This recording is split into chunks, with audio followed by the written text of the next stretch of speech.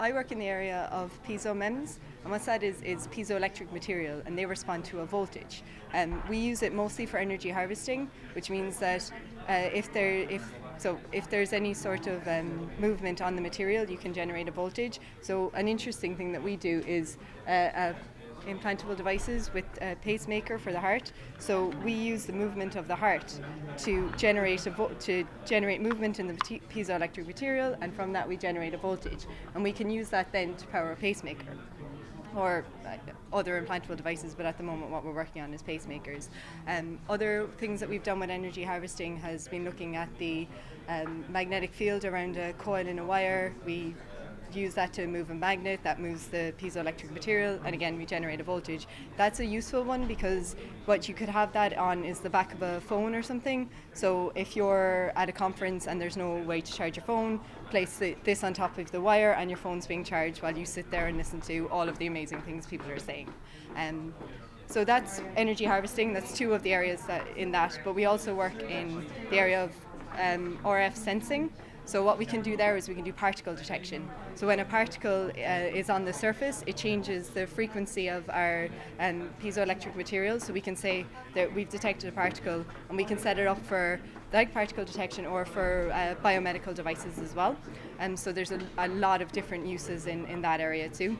When it comes to actuation, so if we talk about actuation, it's moving particles, moving air or liquids, and we have two really interesting projects working with that. The first of them is the Inhale project. So I don't know if you've ever used a nebulizer, but they're very big bulky machines, and that's because they take an awful lot of power, and we're looking at replacing so inside a nebulizer you have an ultrasonics device and a mesh that the ultrasonics device moves. This causes the particles to disperse because they need to be of a size about 2.7 microns so that they can be ingested. If they're too small, you just expel them straight away, and if they're too large, you can choke. So it's very important that they're the correct size.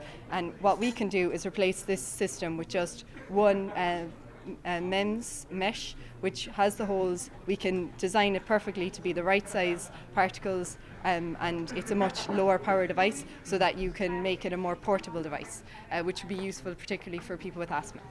And then another area that we work in the actuation is for micropumps, and these we put them with sensors again for particle detection, or for a lot of those things would be like gas sensing. So if you're in a mine or something like that, you could actually just very cheap devices place them up, and they'll detect if there's too much of a toxic gas in the air.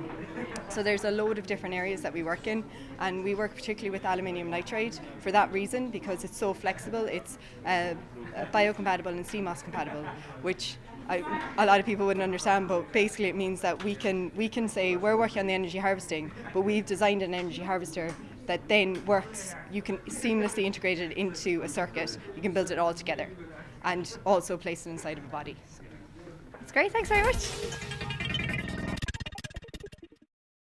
Enjoy this video? Click here to get the latest news from SiliconRepublic.com and go find us on social media.